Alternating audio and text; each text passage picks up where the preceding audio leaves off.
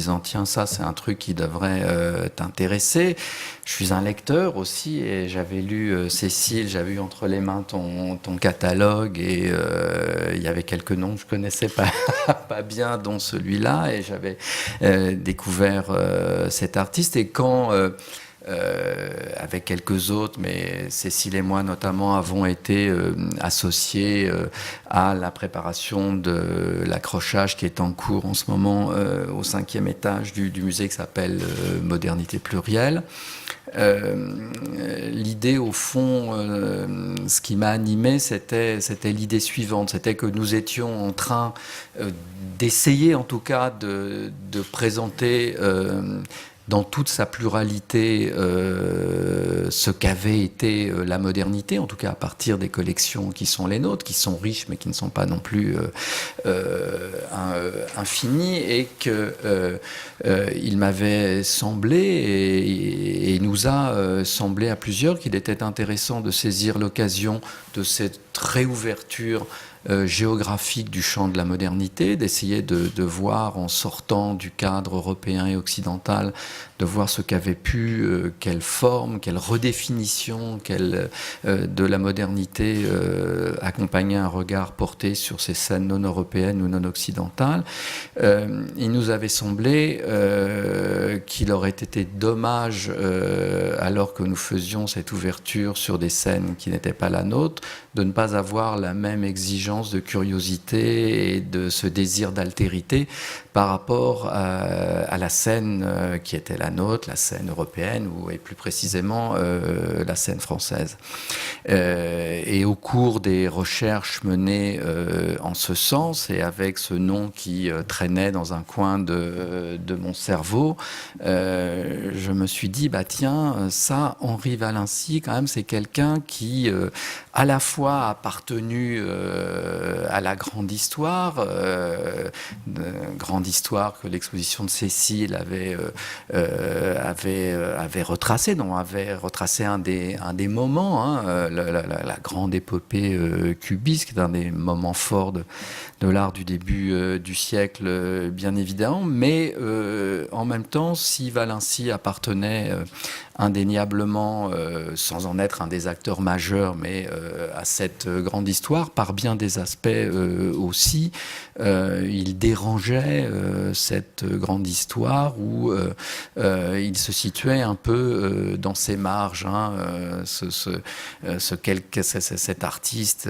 je reprends le mot d'Apollinaire, écartelé entre cubisme et futurisme, quelqu'un qui accède à une forme de reconnaissance. Marinetti lui organise au début des années 20 une rétrospective en Italie, ce peintre qui ensuite fonde ce courant musicaliste qui ne pouvait être que très suspecte d'une certaine façon dans les années 50 et 60, dès lors que la peinture ne devait avoir d'autre moteur qu'elle-même, hein, ne devait chercher qu'en elle-même les principes de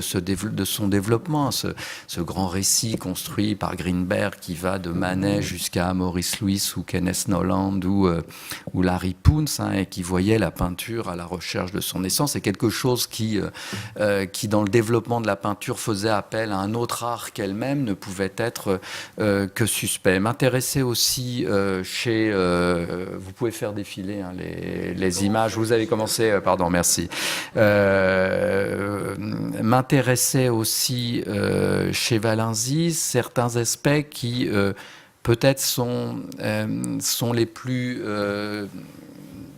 j'allais dire, non pas gênant, vous méprenez pas sur le sens du mot gênant, mais c'est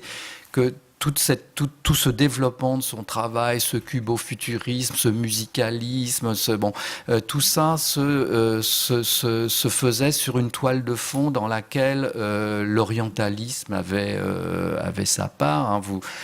Pour ceux d'entre vous qui ont visité, qui ont vu la salle qui lui est consacrée en ce moment au Centre Pompidou, en face de l'entrée, il y a un tableau qu'il peint en 1921 qui s'appelle le mariage des palmiers, et auquel il est assez difficile d'assigner une place très précise au regard de ce développement esthétique dont j'essaye imparfaitement de tracer les contours et le mouvement. Donc tout ça sur toile de fond orientaliste, dû sans doute à ses origines. Il est né en Algérie. Et cet orientalisme, d'ailleurs Pascal Rousseau en parle dans des termes que je trouve très très beaux, en disant que c'est ce qui le conduit à érotiser le paysage, et le mariage des palmiers en est un bon exemple, mais aussi presque sur fond, j'ai envie de dire, de motion touristique. Enfin, il y a toute une série de toiles où la fibre futuriste qui est celle de Valency, cette idée de rendre compte du mouvement, qui a été une des obsessions des artistes de l'époque. Cécile parlait tout à l'heure du célèbre tableau de Duchamp, va trouver un autre débouché. À la fois, il s'agit de rendre compte du mouvement des voitures, du mouvement des avions, du mouvement des bateaux, mais à partir de ce mouvement des bateaux, des avions et des voitures, Valency va nous entraîner dans un parcours proprement touristique. Il y a des peintures qu'on n'a pas du mal à accepter, mais qui, moi, m'intéressent beaucoup, qui se présentent comme des espèces de gigantesques cartes postales touristiques, et que moi, je connectais très précisément à un artiste d'aujourd'hui sur lequel j'ai beaucoup travaillé à une époque, et qui est Franz Ackermann, le peintre allemand, qui est quelqu'un qui n'envisage son travail qu'à rendre compte de ces flux, de cette circulation incessante dans le monde. C'est quelqu'un qui vit dans les aéroports, qui est tout le temps en circulation, qui dessine et de petites mental maps dans les aéroports, dans les avions, qui sont ensuite agrandis sur les murs. C'est quelqu'un, quand on fait une exposition avec lui, il arrive avec un camion avec un 5 tonnes et il regarde dedans ce qui pourrait convenir au lieu dans lequel il travaille. Donc c'était, moi, ma façon de lire cet art très curieux, très original, comme le disait, et un peu marginal aussi de Valency. Et puis, bien évidemment, le centre de mon intérêt était cette ciné-peinture à laquelle il travaille à partir de 1936 et que m'avait fait découvrir Arnaud, et qui, pour le coup, là, me passionnait totalement, parce que elle représentait en France une forme d'équivalent aux travaux entrepris à la même époque par un artiste pour lequel j'ai la plus grande admiration, qui est Oskar Fischinger. Fischinger, qui avait quitté l'Allemagne nazie de la même façon que Valency retournera pendant la Seconde Guerre mondiale en Algérie, et que les archives de la section d'or, on ne les retrouvera pas après que son atelier a été visité par la Gestapo. Il y avait une communauté de destin, mais aussi une communauté